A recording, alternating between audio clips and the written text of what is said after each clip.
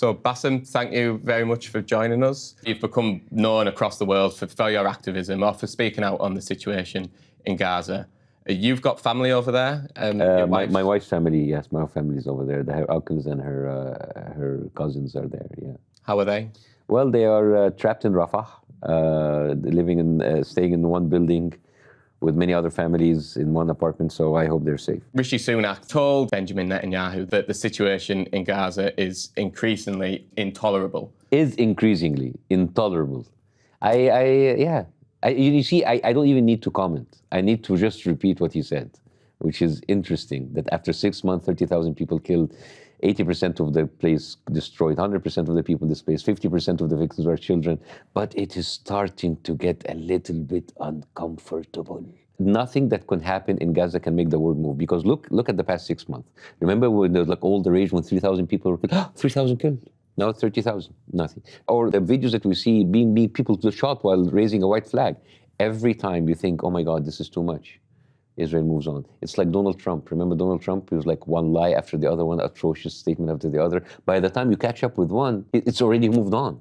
And you move on, and you move on, and then you get overwhelmed. Do you think there's anything that the West can do? The West has lost its balls. The West has no balls, they have no courage, and there is absolutely no honor letting Israel do whatever they want to do. When you were speaking to Piers Morgan, you used a lot of satire. Do you think that's important to be able to mock these situations? I mean, what else can you do? Because when you cry, when you shout, when you say, "Oh, please, this is enough," it's like, "Oh, we don't care." So it's like, all right, kill more people. Maybe it will make you happy. What's the exchange rate today? Well, we do need to talk about your show as well. Yes, I have a show. Yes. I'm coming here for a show. Actually, shows, mental shows. What can we expect? What was my personal story? I was a heart surgeon. As I always start there, I was a heart surgeon. 19 years of my life, I spent it in the medical field. I was 7 years in medical school, then 12 years as a working doctor. And 2011, we had the Arab Spring, and I did a few YouTube videos satirizing the state-run media, a la Jon Stewart, The Daily Show style, got viral. I was offered my own television show, did that for 3.5 years. I was hated by both the Islamists and the military, and then I ended up having to be kicked out from Egypt. Where I had to start all over again in the United States, and I started to do stand-up comedy in my second language, in English. And now I'm on a world tour and a European tour starting Saturday, 6th of April in London, and doing 16 cities, 25 shows. And how did you make that transition from surgery to comedy? It's not really a transition. I did a few YouTube videos, put it on the internet, went viral, and then I was offered a television show. So I didn't really leave medicine behind. As a matter of fact, for at a certain time, I was doing both together. I was doing medicine plus the TV thing, and I kind of phased out very, very gradually. I did a calculated risk. Is there any similarities between surgery and comedy? It's a lot of work, and both are done in theaters. There's a surgical theater and there's a theater. Ah, nice. Huh? Didn't see that.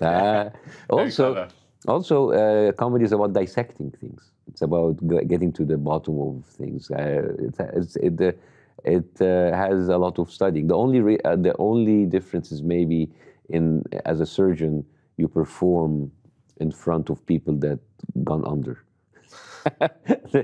they can't really comment on your skills. Yeah. But in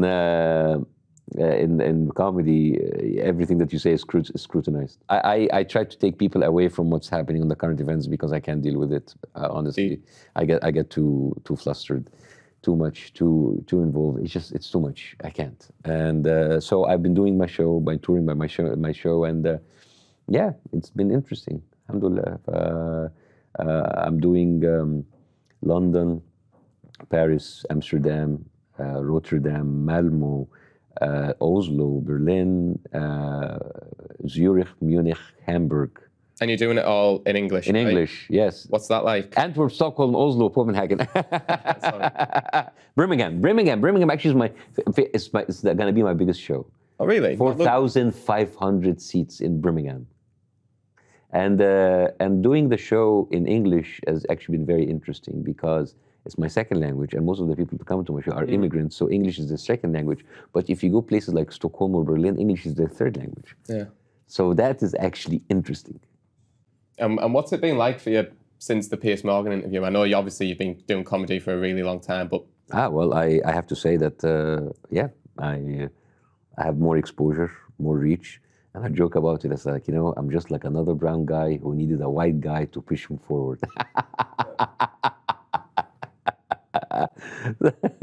And has that helped the sales for your show? Yeah, I cannot lie, yes. And it's good. I mean, it means that people resonated with what I had to do. It means that like people choose that kind of, that they feel that like it struck a nerve.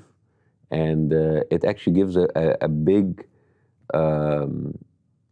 it gives an important message that the narrative that the media make you think that it is the mainstream. It's not, because there's a lot of people who want their voices heard. So that is actually like a vote of trust.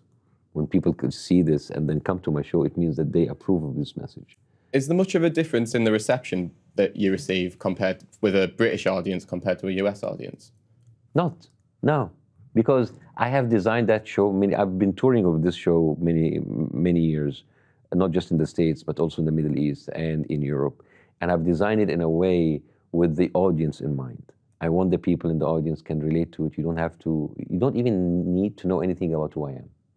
You can be just walking the streets in any city in the world, as long as you understand English. And you can come in and sit and you can have a good time, because it's a very personal story. You don't need to have any background on the Arab Spring or who I am or what I did in my life. It's a very, very, very, very easy story to follow. And have you got any jokes you could share with us now? No. You have to come to the show. No.